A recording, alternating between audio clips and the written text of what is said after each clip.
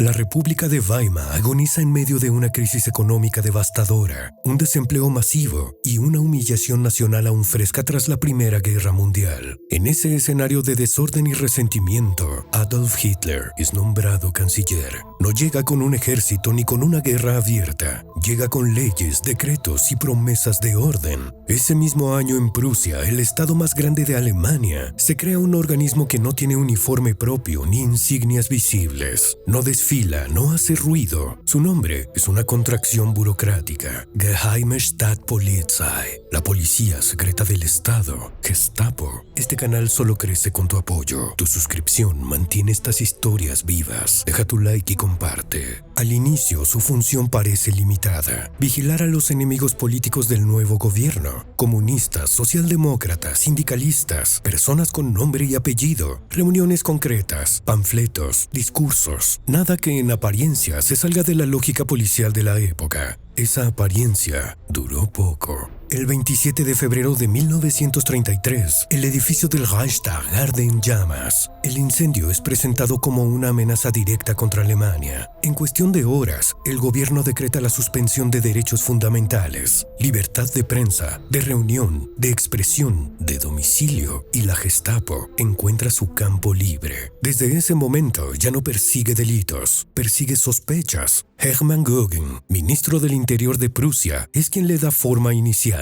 Le concede un poder excepcional, detener personas sin necesidad de pasar por un juez. Poco después, Heinrich Himmler, jefe de la SS, absorbe la Gestapo y la integra en una estructura mucho más amplia de control político. A partir de 1936, la Gestapo queda oficialmente fuera del control judicial. Sus decisiones no pueden ser apeladas, sus informes no pueden ser revisados. El Estado ha creado un órgano que se supervisa a sí mismo. A diferencia de la imagen popular, la Gestapo no cuenta con millones de agentes. En 1937, en Berlín, una ciudad de más de 4 millones de habitantes, apenas supera los 3.000 funcionarios. Su eficacia no se basa en la fuerza numérica, se basa en otra cosa: el miedo. La Gestapo introduce un sistema en el que cualquier ciudadano puede convertirse en informante. Una conversación escuchada en una fábrica, un comentario en una escalera, una carta privada, incluso una broma mal entendida. La mayoría de las investigaciones de la Gestapo no comienzan por vigilancia directa, sino por denuncias civiles. Documentos conservados muestran que más de la mitad de los expedientes se abren tras acusaciones realizadas por vecinos, compañeros de trabajo o familiares. No hace falta que la acusación sea cierta, basta con que sea verosímil. La figura legal que permite este sistema se llama Schutzhaft, custodia protectora. El término sugiere amparo, pero en la práctica significa encierro indefinido sin proceso judicial. Una persona puede ser detenida, interrogada y enviada a un campo de internamiento sin que se le comunique el motivo exacto ni la duración.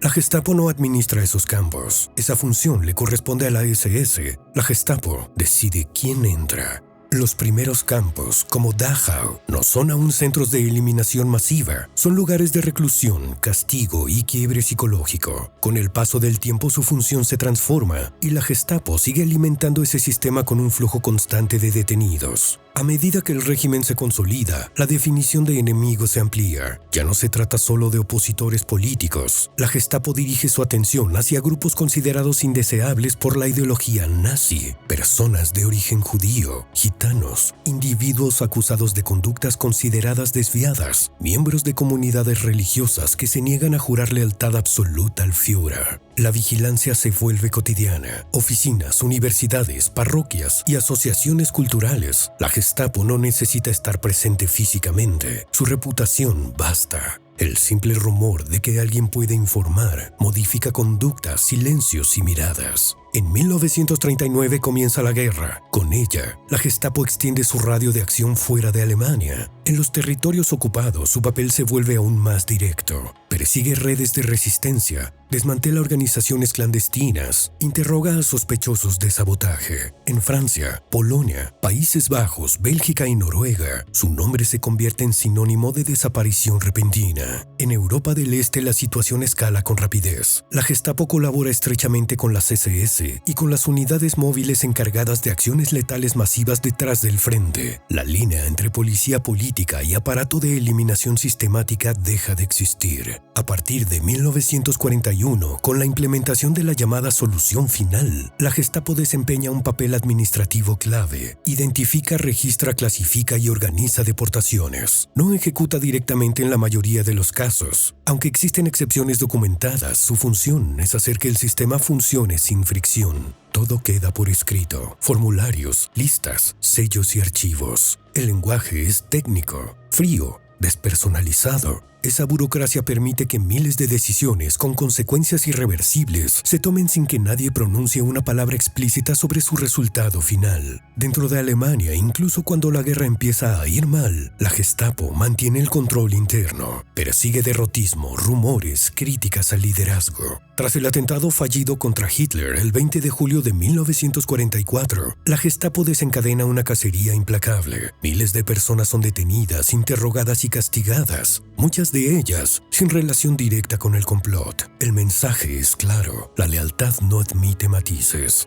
Hacia 1945, el Tercer Reich se derrumba. Ciudades destruidas, frentes colapsados, ejércitos aliados avanzando desde el oeste y el este. La Gestapo intenta destruir archivos, quemar documentos y borrar rastros, pero no lo consigue del todo. Una parte considerable de su estructura queda registrada. Tras la guerra, en los juicios de Nuremberg, la Gestapo es declarada organización criminal. No se juzga solo a individuos, sino al sistema, y aún así, muchos de sus miembros de menor rango evitan condenas severas. Algunos se reintegran a la vida civil, otros desaparecen en el anonimato de la posguerra. La Gestapo deja de existir como institución, aunque su modelo queda estudiado, analizado y temido. No fue una policía secreta omnipresente en términos físicos, fue algo más eficaz, un mecanismo que convirtió la sospecha en norma y la denuncia en una herramienta cotidiana. Un organismo que demostró que el control absoluto no siempre necesita fuerza visible, solo la certeza de que cualquiera puede estar observando. Y ese fue su verdadero